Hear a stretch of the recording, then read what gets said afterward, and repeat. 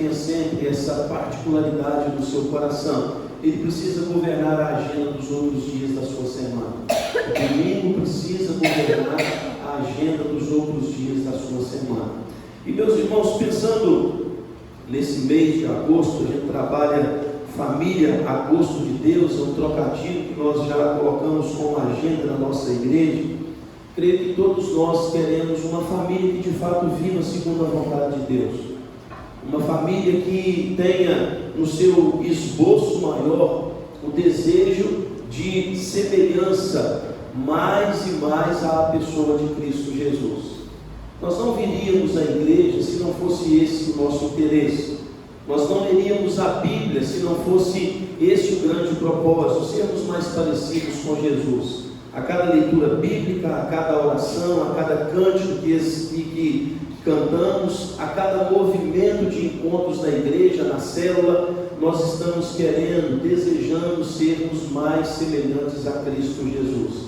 Um homem, um marido que é mais semelhante a Cristo Jesus, ele será um excelente marido. Uma esposa que é mais semelhante a Cristo Jesus vai ser sábia, idônea, e ela vai ser a causadora de grandes coisas bonitas dentro da sua casa.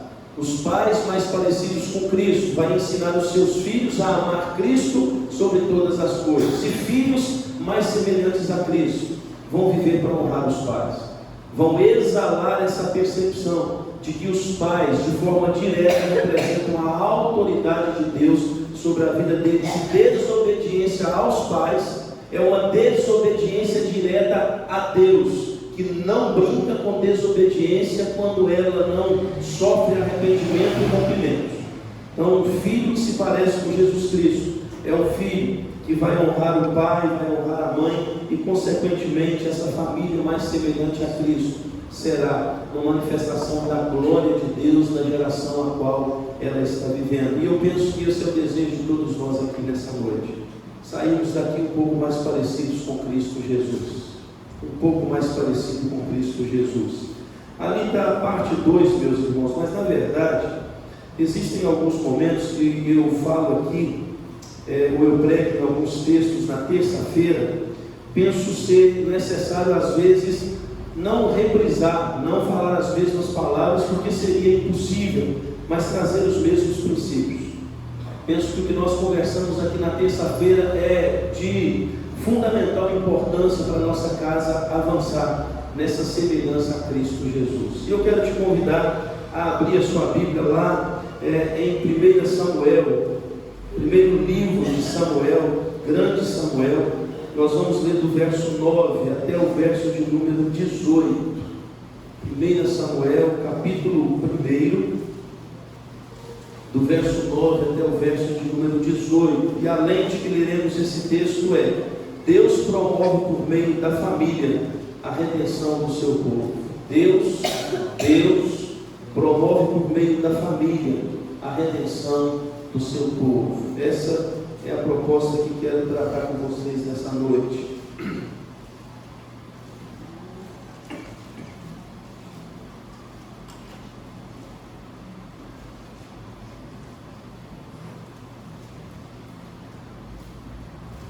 Diz assim no verso de número 9: Após terem comido e bebido em Siló, estando Eli, o sacerdote, assentado numa cadeira junto a um pilar do templo do Senhor, levantou-se Ana e com amargura de alma orou ao Senhor e chorou abundantemente. E fez um voto dizendo: Senhor dos exércitos, se benignamente atentares para a aflição da tua serva e de mim te lembrares, e da tua serva te não esqueceres, e lhe deres um filho varão, ao Senhor o darei por todos os dias da sua vida, e sobre a sua cabeça não passará navalha. Demorando-se ela no orar perante o Senhor, passou Eli a observar-lhe o movimento dos lábios, porquanto Ana só no coração falava, seus lábios se moviam, porém não se lhe ouvia voz nenhuma. Por isso Eli a teve por embriagada e lhe disse: Até quando estarás tu embriagada? Aparta de ti esse vinho. Porém Ana respondeu: Não, Senhor meu, eu sou mulher atribulada de espírito, não bebi nem vinho, nem bebida forte, porém venho derramando a minha alma perante o Senhor. Não tenhas, pois, a tua serva por filha de Belial, porque pelo excesso da minha ansiedade e da minha aflição é que tenho falado até agora. Então me respondeu Eli: vamos juntos? Vai-te em paz, e o Deus de Israel te conceda a petição que me fizeste. E disse ela: acha a tua serva mercê diante de ti. Assim a mulher se foi de seu caminho e comeu, e o seu semblante já não era triste. Versos 26, 27 e 28, vamos ler juntos? Olha lá no final do capítulo. E disse ela: ah, meu Senhor, tão certo como vives, eu sou aquela mulher que aqui esteve contigo, orando ao Senhor. Por este menino orava eu, e o Senhor me concedeu a petição que eu lhe fizera, pelo que também o trago como devolvido ao Senhor, por todos os dias que vivei, pois do Senhor o pedi, e eles adoraram ali o Senhor. Amém, meus irmãos. Deus promove por meio da família a redenção do seu povo. Eu desejo, meus irmãos, que nessa nossa conversa de alguns minutos possa estar firme no nosso coração o porquê somos e vivemos em família. Há uma inversão de propósito, há uma inversão de compreensão fora da igreja. Até aí nenhuma novidade, porque fora da igreja, e digo fora dos padrões bíblicos, dos padrões das escrituras, é natural que os homens não consigam decifrar, não consigam perceber qual é o projeto de Deus para a vida deles e para a vida das suas relações. O problema é que essa confusão está adentrando os portões da igreja. E nós estamos, muitas vezes, quando tratamos da temática família, não compreendendo bem, de fato, o propósito de sermos e vivermos família. Às vezes, nós tratamos esse assunto quando aqui no encontro igual a esse, um encontro marcado com Deus, um encontro onde sabemos da liturgia, nós tratamos o quesito família, a temática família, como se entrando pelos portões da igreja, entrando pelas portas da igreja, algumas palavras irão ser ditas aqui, cantadas ou oradas, e a gente vai retornar para o nosso lar com uma família completamente transformada. Damos a esse ambiente não uma compreensão equivocada, não penso que seja uma compreensão equivocada, mas penso que damos a esse ambiente uma responsabilidade que não cabe ao que acontece aqui liturgicamente falando, acontecer isso. Deixa eu dizer para você, e eu não quero começar com negatividade na minha introdução da conversa que estou tendo, mas preste atenção, essa igreja é a expressão da sua família. Essa igreja é a expressão da sua família, mas a sua família é a expressão de quem você é na presença de Deus. Portanto, a expressão dessa igreja não está na comunidade, está na particularidade que cada um de nós precisamos desenvolver diante daquele que nos colocou para vivermos em família. E é um ato covarde da nossa parte não trabalhar a nossa vida particular em casa, no quarto, não trabalhar a nossa vida particular na leitura devocional, na oração particular, no secreto com Deus, e esperarmos que alguma coisa nova possa brotar de uma forma que resolva todos os problemas da nossa casa. Isso é sermos covardes para a igreja de Cristo Jesus, porque se não acontecer, a gente sai falando que não sentimos aquilo que gostaríamos de ter sentido no culto que fomos ou procurar um outro ambiente. Essa ideia de que eu vou procurar uma igreja que eu me sinta bem, que eu me sinta aconchegado, que eu me sinta amado, que eu me sinta ali de uma forma que as pessoas me tratem com importância, é bonito, é filosófico, mas a igreja não é para isso. A igreja é um lugar que você vem trazendo quem você é na presença de Deus, sabendo que aqui Ele quer comunicar algumas coisas a você, para você voltar e fazer ainda melhor e mais intenso lá no seu secreto. Aqui, em alguns momentos extraordinários, acontecem curas milagrosas.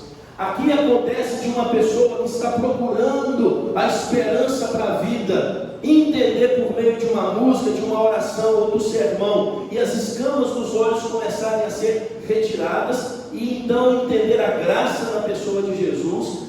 Mas é extraordinário, porque o culto ele é racional, o culto ele é vivo no sentido de que eu venho vivo para dentro dele. Não tem como, meus irmãos, um culto ser vivo composto de pessoas que não têm vida dentro. Não tem como você ter uma pregação do Evangelho viva, se não há vida no Evangelho e quem está pregando esse Evangelho. Não tem como ter santidade na igreja, se não há santidade na casa daqueles que compõem a igreja. Quem sou eu aqui nessa noite? Você só tem a resposta daquilo que você está vendo. Infelizmente, mas que a gente saiba que tem que ser felizmente, que a gente não seja hipócrita, e que a gente entenda o tema família. Porque olha para mim aqui em nome de Jesus, você sabe uma coisa que Deus me falou claramente quando eu fui pregar o primeiro sermão dessa temática na terça-feira, e é esse texto aqui, é que até então nós estamos às vezes tratando família como alguma coisa que é responsabilidade do outro, que é responsabilidade dos outros, a educação dos filhos terceirizada, a relação matrimonial, alguma coisa que palavrinhas mágicas possam surgir e resolver aquilo que é o arrependimento como necessidade. Preste atenção, tratar sobre família é tratar daquilo que Deus mais ama e que o Filho dele foi capaz de morrer para restaurar. Tratar de família é tratar da minha responsabilidade como componente de uma delas. Tratar família é ter coragem. Tratar família é fazer de fato o que seja necessário para intensificar o que está certo, mas para mudar aquilo que está errado. Tratar família é tratar do tema mais importante que as Escrituras Sagradas apresentam para nós. Portanto, quando nós observamos isso, segura aí. Quando nós observamos isso, a gente precisa entender o seguinte, a título de introdução: Deus vai redimir a história. Deus vai converter os seus filhos, eleitos antes da fundação do mundo. Deus vai redimir tudo aquilo que Ele criou, mas através da família.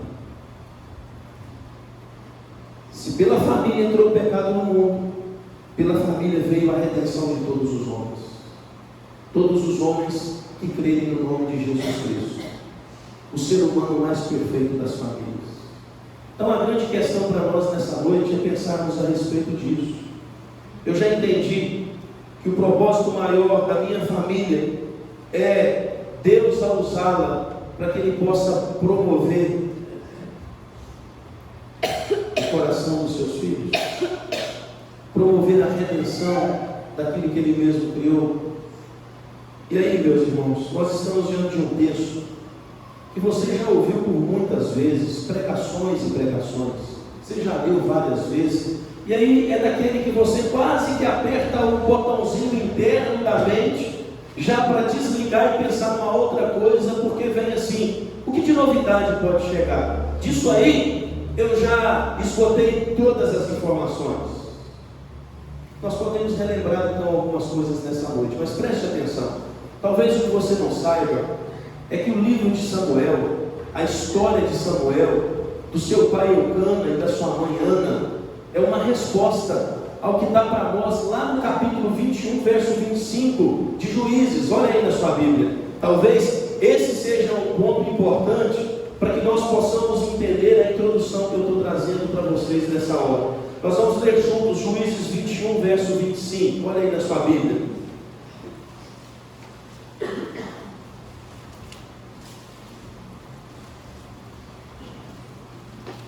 Vamos ler juntos? Naqueles dias não havia rei em Israel, cada um fazia o que achava mais certo. Não havia rei em Israel. Cada um fazia o que parecia bem aos seus olhos, ou o que parecia reto ao seu próprio coração. 200 anos dessa brincadeira de um povo sem norte, de um povo sem lei, sem regras, de um povo sem religião verdadeira. Em alguns momentos Deus levantava um líder, e esse líder lutava e conseguia mover o coração do povo novamente para a direção correta. Mas logo passava e aí já vinha todo esse barulho de um povo que não tinha rei, de um povo que não tinha lei e de um povo que não vivia uma religião verdadeira. E deixa eu dizer para você, um povo que não tem rei, um povo que não tem lei e um povo que não tem religião verdadeira, a única coisa que pode esperar é deteriorização total da sociedade. Onde não há regras, não há progresso. Onde não há religião verdadeira, não haverá paz. Haverá apenas o apodrecimento dos princípios, o apodrecimento das relações. E Israel, o povo de Deus, aquele povo amado por Deus, desde que ele entrou em aliança com Abraão, tendo a grande apresentação do amor dele a essa nação, a retirada com mão forte e amorosa do Egito. Esse povo que Deus colocou numa terra que manava leite e mel, esse povo que Deus abençoava os campos e plantações, abençoava os animais, abençoava as famílias, e Deus estava no meio deles, se manifestando em graça e misericórdia. Esse povo está sem rei, sem lei e sem religião verdadeira. Israel é uma bagunça só. E para piorar a situação, quando eu digo religião verdadeira, você vai agora para 1 Samuel capítulo 2, verso 12. Olha aí, 1 Samuel capítulo 2, verso 12, para piorar um pouco mais a situação que traz a história, a família de Samuel. 1 Samuel 2, 12, vamos ler juntos? Eram os filhos de Eli, filhos de Belial, e não se importavam com o Senhor. Vai para o 17, verso 17. Era, pois, muito grande o pecado destes moços perante, porquanto eles desprezavam a oferta do Senhor. Não tem rei, cada um faz segundo o desejo do seu próprio coração. Os sacerdotes estão fazendo coisas assim, aberrantes dentro do templo. Eles estão roubando as ofertas e eles estão levando prostitutas para dentro daquele ambiente. E além de tudo, eles, usando a influência que tinham, prostituíam-se com as mulheres que serviam lá no tabernáculo, lá no templo. Ou seja, a religião estava cabeça para baixo. Não tinha respeito por Deus, temor a Deus. E de repente, quando nós observamos, tem uma mulher, Ana, casada com Eucana, e ela era estéril, ela não tinha a luz do ventre. Para piorar a situação, ela tem uma segunda esposa do marido, quem era? Penina, e Penina deu ao marido filhos e filhas. E aí então surge Ana com uma oração. Surge Ana apresentando um sofrimento na alma. Surge Ana amargurada. E ela ia ao templo em Siló. Ela fazia todo o movimento religioso. Mas Deus resolveu cerrar a sua madre. Só que ela, perseverante, não fugindo do seu sonho de amamentar uma criança, ela vai em uma determinada ocasião ao templo, e ela orando ao Senhor, ali estava o sacerdote entendendo que ela estava bêbada, mas ela estava intensa naquele momento de clamor, e Deus resolveu visitar aquela mulher, dando a ela um milagre da gestação, dando a ela um milagre de um filho, e Ana voltou feliz para casa, porque Deus a abençoou poderosamente. Louvado seja Deus. E aí você pode me perguntar assim: e nós? Onde nos encaixamos nessa história? Simples, em dois movimentos a gente se encaixa nessa história. Primeiro movimento, versos 9, 10 e 11 do capítulo 1. Leia para mim, por favor, para a gente entender por que Deus promove a redenção do seu povo através da família. Versos 9, 10 e 11. Leiam juntos e bem forte, fazendo favor.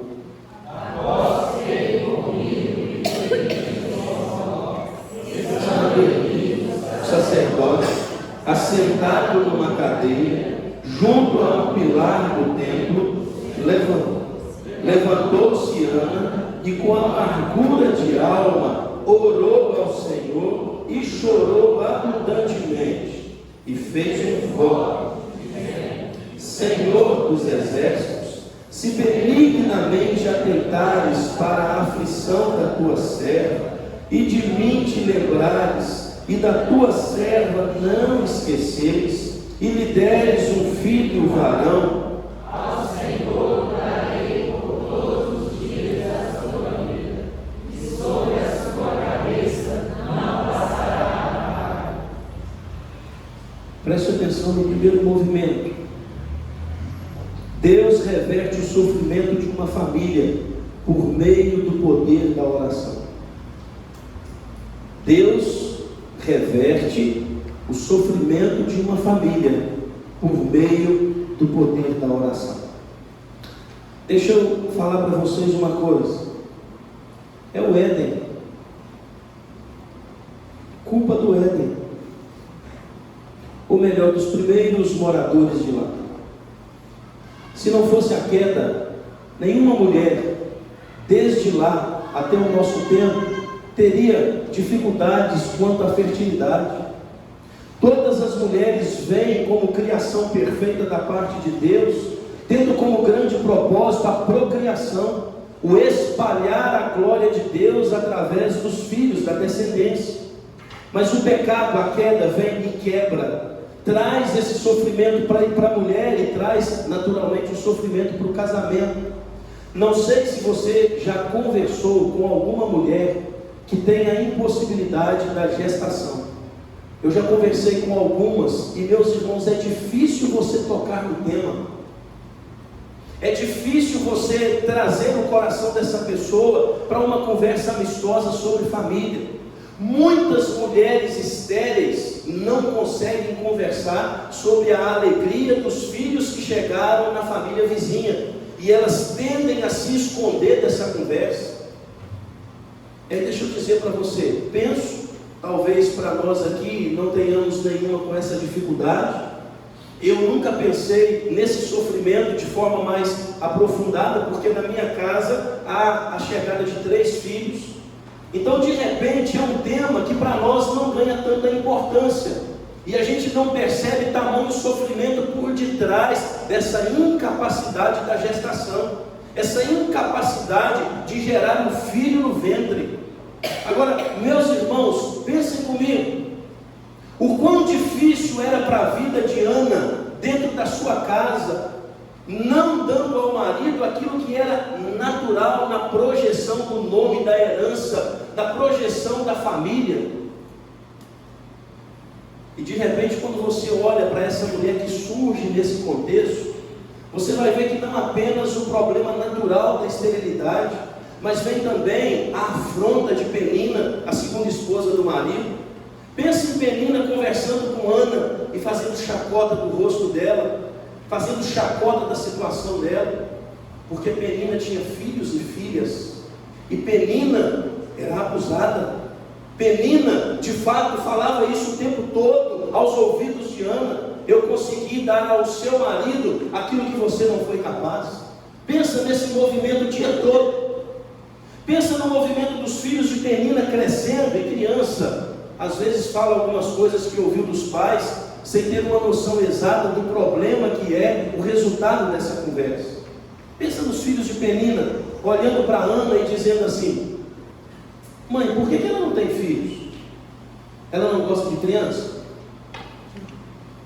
Ela está com medo do corpo dela ficar diferente depois de uma gestação? Ela não quer amamentar? Por que ela não dá filhos ao nosso pai? Aí você pensa em Ana ouvindo esse negócio o tempo inteiro. Aí de repente vem o marido de Ana, Eucana, com uma certa insensibilidade, e diz para ela: para com essa perturbação, a nossa casa já tem filhos, eu sou melhor do que 10 a você, já pode aquietar-se. Aí, meus irmãos, você vai juntando tudo isso é sofrimentos no coração daquela mulher. Cada informação que chegava para ela intensificava ainda mais. E aí, meus irmãos, ela podia ter feito um movimento. O primeiro movimento: cobrar os direitos que ela tinha sendo a primeira esposa e começar uma guerra contra Penina, começar uma guerra contra os filhos de Penina. Lembra quando Ismael nasceu? Ismael lá de Abraão? Quando começou uma perturbação por parte de Agar e Ismael ao coração de Ana, Ana chegou perto de Abraão, conversou, Sara, melhor dizendo, e aí Sara conversou com Abraão, e Abraão dispensou tanto a escrava quanto o filho da escrava, Ismael, e eles foram para o deserto, porque era direito da primeira esposa. E você vai me falar assim: mas Valdinei, Eucana não iria desfazer isso, porque ele amava muito Penina. Mas se você ver o contexto, você vai ver que quando iam para Siló, levavam aquilo que seria lá de sacrifício, de adoração. A Penina, ele dava o que era necessário. A Ana, porção dobrada, porque muito ele amava a sua esposa Ana.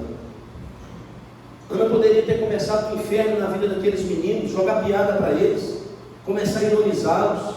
Ana poderia ter falado algumas coisas mais duras ao marido, mas você vai ver que ela se comporta como uma pessoa que amava a Deus e estava vivendo segundo a vontade do Senhor. Ela não revida, ao contrário, ela continua indo ao templo, e indo ao templo ela continuou regando os seus sonhos, mas ela regava os seus sonhos com oração. Ela regava os seus sonhos com expectativa. Ana sabia, meus irmãos, o que eu e você precisamos saber: da oração pode nascer novidades da parte de Deus para a história da nossa casa. Da oração milagres podem surgir, da oração vitórias podem chegar, da oração quadros estranhos podem ganhar tonalidade de alegria e esperança de novo para algo bom acontecer. A oração é poder de Deus, dado à igreja como oportunidade de buscar dele os favores que nós precisamos. Por isso Spurgeon já disse com muita propriedade lá atrás: a oração é como se você estivesse virando canhões em direção ao céu, e quando você aciona, os portões celestiais se abrem e grandes respostas descem.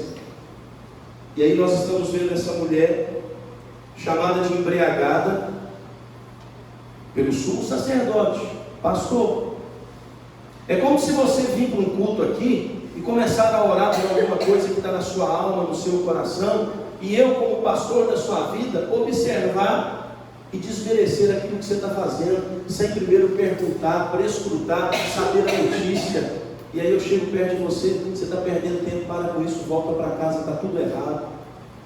Ele falou: você está bêbada. Aí você vai me perguntar assim: mas por que Eli, o sumo sacerdote, está falando que Ana poderia estar bêbada dentro do templo? É só você voltar ao capítulo 21, verso 25 de Juízes.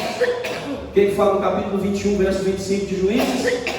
Não havia rei em Israel, cada um fazia aquilo que o coração apontava. Olha que coisa interessante. Vai sobreviver, João? Será que é o seu perfume, João? O seu é bom? Então você podia comprar um pior. Vai sair vivo aí? Deu tchau, está vivo. Deu tchau, está vivo. Onde é que eu estava? Fiquei preocupado com a casa. Presta atenção. Porque era possível uma pessoa ir bêbada para dentro do tabernáculo. Era possível lá ter inaugurado aquilo que em Corinto Paulo tratou. Bebiam de forma desaforada o vinho da Santa Ceia e ficavam bêbados, comiam como glutões e vomitavam para comer mais. Lá no tabernáculo isso talvez era alguma coisa comum, porque onde não há lei, onde não há religião verdadeira, tudo vale e todo mundo tem o seu lugar. Quer ver como que a coisa era complicada? Eucana casou com quem? Com quem? Tem na Bíblia a possibilidade da poligamia? Da bigamia? Não, na Bíblia você vai ter o homem deixando a sua casa, junto com uma mulher que também faz o mesmo movimento e se transforma em uma só carne. Ali é porque Eucana, entendendo que não foi satisfeito no amor de Ana, ele vai resolver os seus problemas trazendo para dentro de casa uma segunda esposa. E se a segunda esposa também fosse estéril, ele ia trazer uma terceira. Por quê? Onde não há lei, onde não há religião verdadeira, todo mundo satisfaz o desejo do próprio coração. Agora Ana está onde? Está na igreja orando. E quando Ana está orando ao Senhor, quando ela está mexendo nos portões celestiais, Deus resolveu visitar aquela mulher. E Deus fez com que no útero domado pelas trevas nascesse uma luz extraordinária chamada Samuel. O milagre de Deus aconteceu na vida da família de Ana. Ana não permitiu que o sofrimento a colocasse debaixo de correntes da murmuração, mas Ana entendeu que o sofrimento é uma possibilidade que nos conduz mais próximos a Deus. E se Deus visitar a nossa oração, Ele dissipa o sofrimento e Ele traz alegria. E o milagre acontece na nossa vida, acontece na vida da nossa família, porque Deus visita os seus, porque Ele os ama profundamente. Talvez você não tenha compreendido isso na vida de Ana. Talvez você não tenha entendido esse movimento que está no entorno da história dessa mulher. Mundo caído, quebrado, famílias imperfeitas.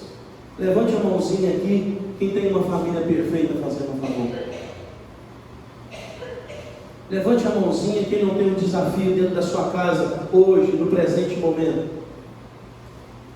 Levante a mãozinha quem pode dizer assim: pastor, está tudo do jeito que eu pedi para Deus, eu não preciso que mexa em mais nada, o quadro está fechado e o desenho ficou perfeito. Levanta a mão. Todos nós, meus irmãos, todos nós. Por quê? Porque vivemos num mundo quebrado. Às vezes a gente até tem o desejo de fazer tudo certo, mas somos às vezes incapazes para disso. Somos incapazes desse movimento. Eu não queria, meus irmãos, machucar o coração da minha esposa. Claro que não.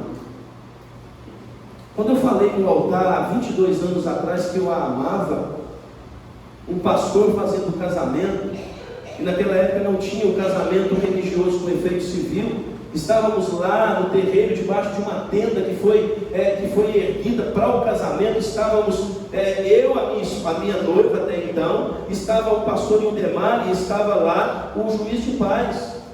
E os dois representando diretamente a autoridade de Deus sobre a nossa vida, e a eles respondemos primeiro. Eu falei que amava aquela mulher, que eu estava disposto a ser carne da mesma carne com ela, que eu iria zelar, que eu iria ser fiel, que eu iria em todo o tempo dar a ela o melhor do meu investimento. Continua de pé. Continua de pé. 22 anos depois, com 3 filhos agora na mochila, uma casa já amadurecida. Mas deixa eu dizer para você, não pergunta para ela se eu faço raiva nela não, senão você não vai querer me ouvir pregar mais.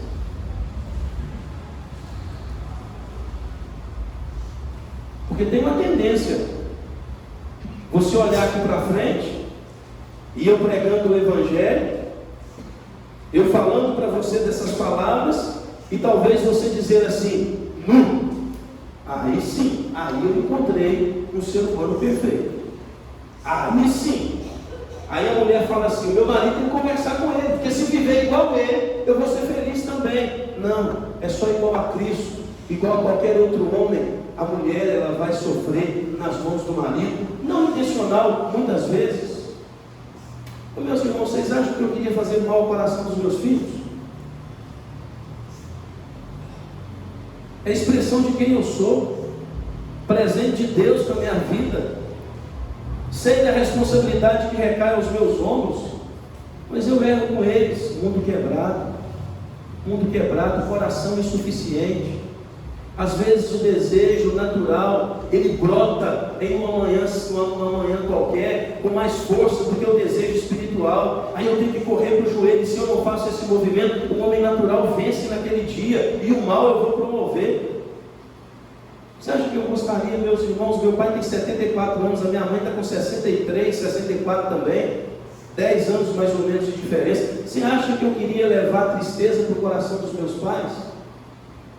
Eu queria cuidar dos meus pais, eu queria morar com eles eternamente, eu queria que eles não ficassem doentes, eu queria que eles não passassem por tristezas. Mas quantas tristezas eu edifiquei no coração dos meus pais. Eu sei que você também é assim, você que é marido, você que é esposa, você que é filho, você que é pai. Muitas vezes você não quer maltratar, muitas vezes você não quer errar. Às vezes sim, quando o pecado é costumado e a gente permanece, a gente está chamando Deus para o ringue e falando com Ele: vem, que eu estou com tudo para ir contra o Senhor. Aí é perigoso, porque ai daquele que a mão do Senhor se vira contra. Ai daquele, porque Ele é bom, Ele é generoso. Mas ai daquele que cair nas mãos de um Deus irado.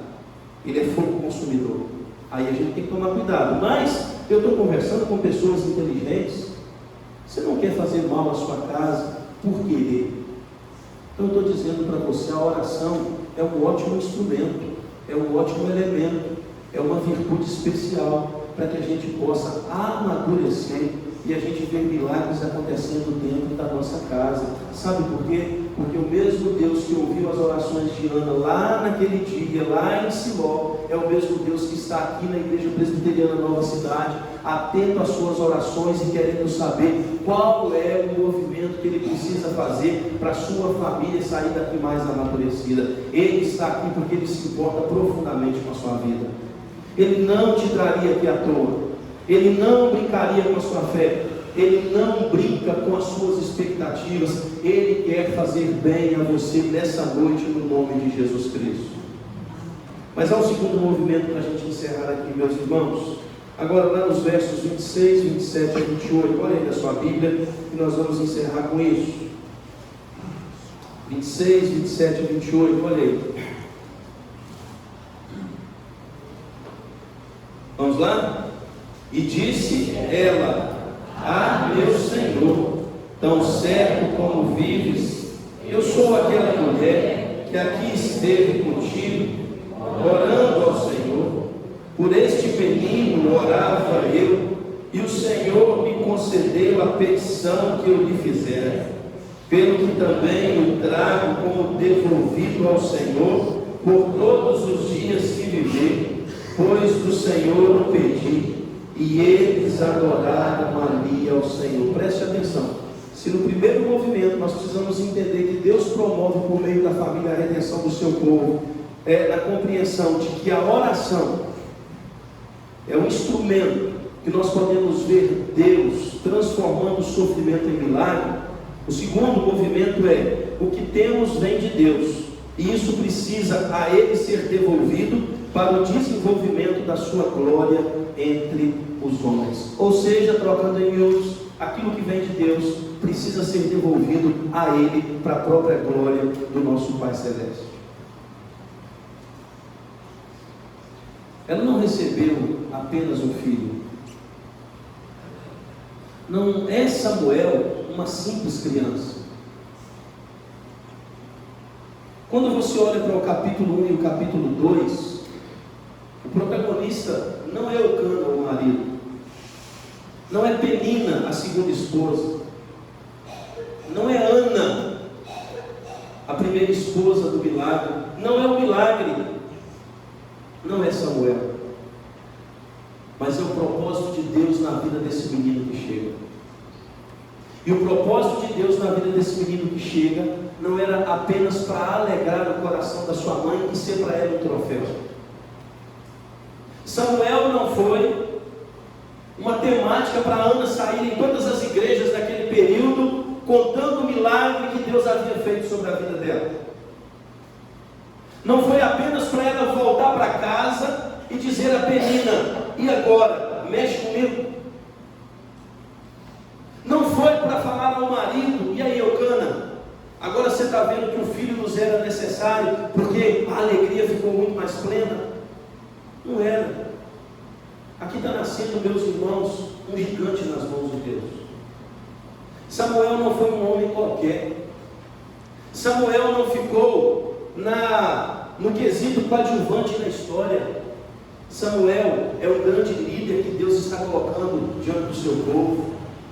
Samuel é aquele que não apenas como juiz acerta o coração de Israel em direção a Deus, mas ele prepara a chegada dos reis.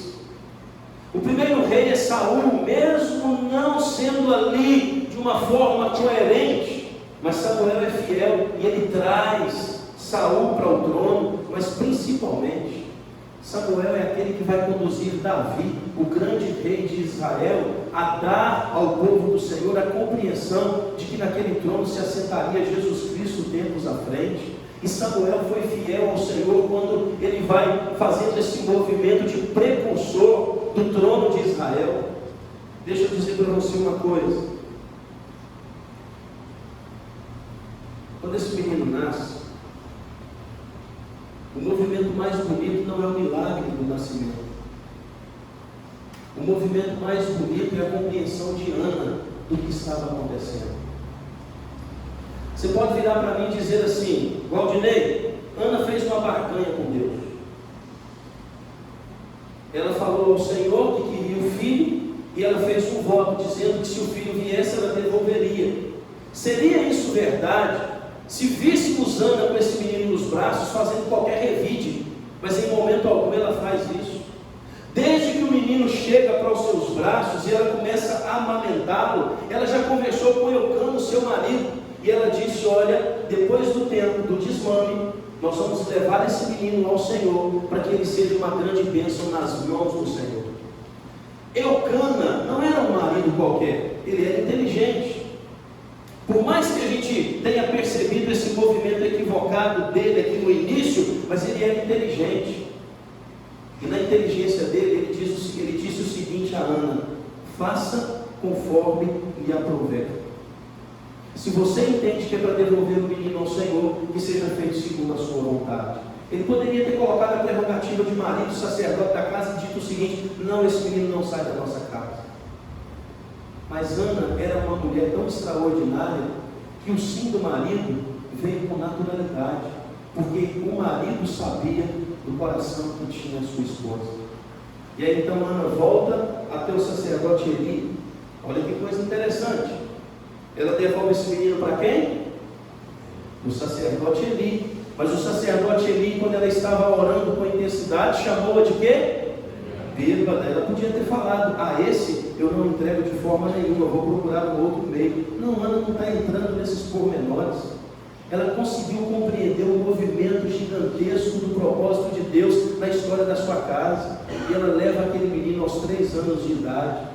Ela deixa o menino, e o texto vai dizer que todos os anos Ana ia até Siló, ia até o templo, levando uma estola sacerdotal novinha para aquele menino, levava todo o sacrifício que era dado pela vida dele, e ela se alegrava conversando com o coração de Samuel. E Samuel cresceu em graça e conhecimento diante de Deus, e Samuel foi um homem poderosíssimo, um instrumento da parte de Deus, que mudou o quadro da história do povo dele.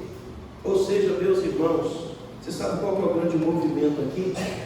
É Ana entender que aquilo que vem do Senhor precisa com naturalidade ser devolvido a Ele, para que Ele manifeste a sua glória no meio dos homens. Agora deixa eu dizer para o seu negócio, olha para mim. Você já viu um crente preocupado, desesperado, falando para tudo quanto é lado, com medo de perder o emprego?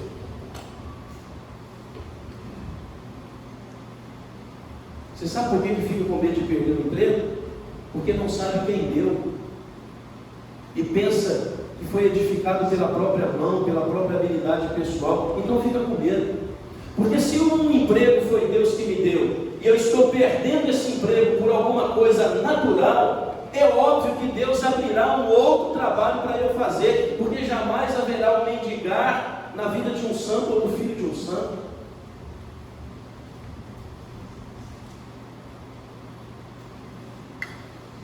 Impressionante, meus irmãos, impressionante. A Júlia subiu? Júlia, a Gislene subiu? Subiu, não tem ninguém da Gislene aqui não, né? Impressionante, meus irmãos. O que a Gislene passou aqui, quinta e sexta-feira, e o que a Gislene orou, o que a Gislene falou com Deus, o que a Gislene conseguiu contabilizar, que ela conseguiu configurar daquele sofrimento que penso não haver algo tão agudo quanto ele. Ô meus irmãos, quando eu fui para a Gislene, para ela reconhecer o meu Washington, foi ela que tirou o lençol que estava sobre o rosto dele, e estava lá o Washington, normal. Aí ela começou a alisar o rosto do seu filho, e ela tirou a tiarinha que ele gostava de usar, e ela falou: meu filho, quantas vezes eu não fiz chamego no seu cabelo, quantas vezes esse cabelo não alegrou meu coração. Ô meu filho, feche o seu olhinho, porque você não está mais aqui com a mamãe e com o papai, mas eu sei que você está com o Pai Celestial. Eu sei que você não está aqui, não vou poder ouvir mais a sua voz, mas haverá um momento que eu vou me encontrar com você de novo, e obrigado pelo filho que você foi. E aí o olho abriu de novo e ela fechou de novo, e eu ali vendo. E provavelmente você que é minha ovelha, já desde 2009, desde 2015, desde 2015, você nunca tenha me visto, nunca tenha me observado com tamanho sofrimento. Porque é natural, como pastor, eu preciso me fortalecer para conduzir aqueles que estão passando por um sofrimento tamanho aquele. Mas, meus irmãos, ficou essa cena na minha mente, uma mãe fechando os olhos do seu filho, mas ao mesmo tempo, o que fica mais forte no meu coração é a Gislene compreendendo o Evangelho e sabendo que ela não perdeu um filho, mas que o filho dela está na glória, está na vida eterna, está aguardando a volta de Jesus Cristo, que vai conduzi-la novamente a poder abraçá-lo numa vida que é eterna, sem pecado, sem sofrimento. Mas deixa eu dizer para você, que coisa difícil foi perceber todo o movimento daqueles 2 dias. Você já viu mãe e pai desesperado quando foram enterrar o filho? Porque não sabiam de onde o filho tinha vindo. Quando eu não sei de onde veio, eu não consigo lidar com naturalidade quando vai.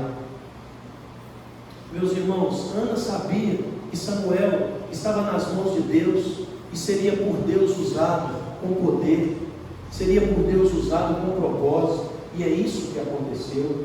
E deixa eu dizer para você, olha aqui, eu estou concluindo.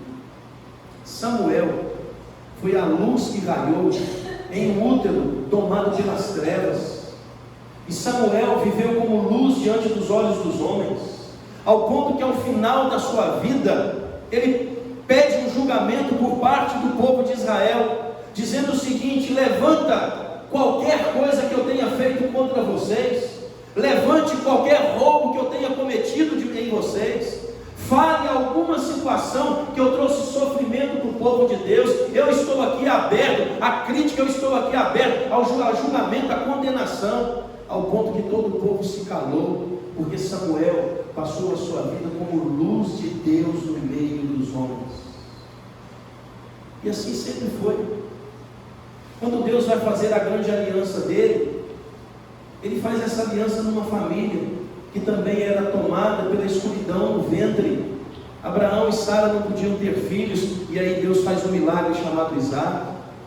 Isaac e Rebeca não podiam ter filhos, e aí Deus faz um milagre chamado Jacó. Jacó e Raquel não podiam ter filhos, e Deus faz um milagre chamado José e as 12 tribos. A mãe de Sansão, não mencionada na Bíblia o seu nome, não podia ter filhos, mas Deus faz um milagre, e esse menino vem para não deixar Israel ser subjugado pelos filisteus.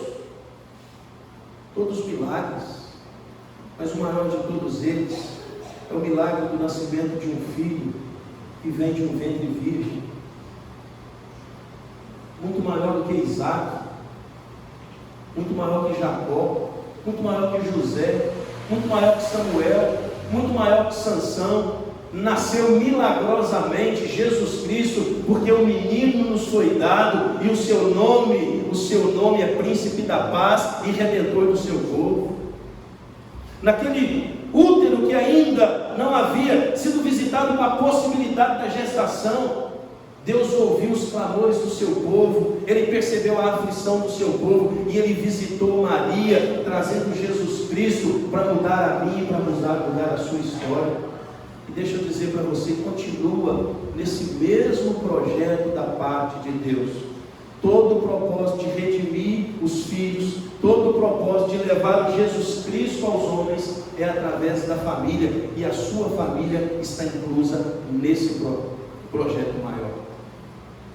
A grande questão é: nós estamos cumprindo isso? Você que é pai, você está criando e educando os seus filhos para quem e para quem? O seu casamento é uma expressão do que nessa vida?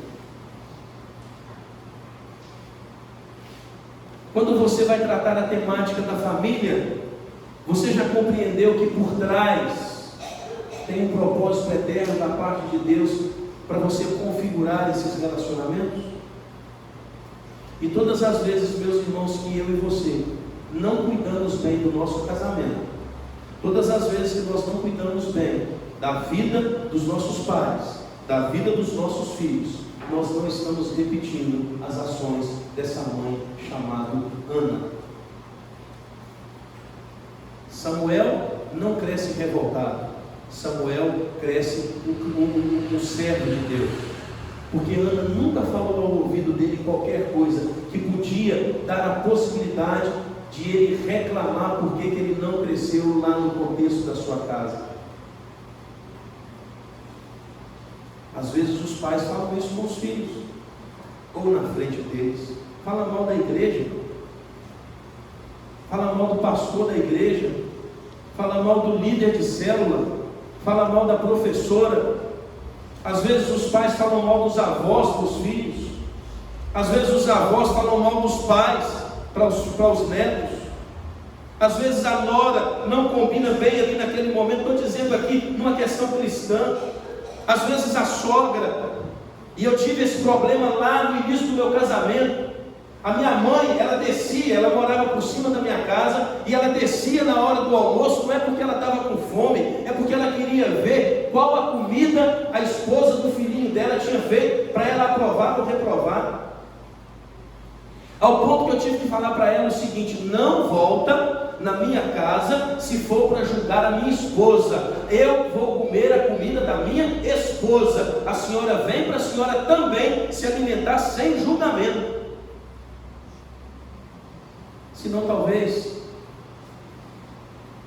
a Miriam não teria esse partidão até hoje, né? Mas você sabe por que eu falei isso para minha mãe? Olha aqui, eu concluo o ministério de louvor pode vir. Sabe por que eu falei isso com a minha mãe? Porque nem o meu pai, nem a minha mãe, nem os meus irmãos compõem mais a minha família. Eles são apenas os meus parentes. A minha família é a minha esposa e os meus 3 filhos. E por eles eu preciso dar a minha vida. Por eles eu preciso dar a minha vida. Mas uma coisa, meus irmãos, que eu já compreendi: ai de mim, se não for a oração. Ai de mim, se não for a oração. O protagonista não foi Eucana, o protagonista não foi Ana, o protagonista não foi Samuel, o protagonista não foi o milagre. Como é que ela veio ficar pertinho de mim? Quer me dar um recado. O protagonista foi o propósito de Deus compreendido por Ana com relação ao filho que Deus lhe havia concedido. A sua família foi Deus que te concedeu? Vou perguntar de novo. A sua família foi Deus que te concedeu? Amém. A sua família é um presente de Deus? Amém. Lute para você desenvolver essa família mais parecida com Jesus, para que essa família, através do seu investimento, espalhe ainda mais a glória de Deus entre os homens, para que ela possa viver em tempos de aflição, ela possa viver como luz do mundo e sal da terra. Não envergonhe os propósitos de Deus no contexto da sua família, porque isso é muito sério. Vamos ficar de pé?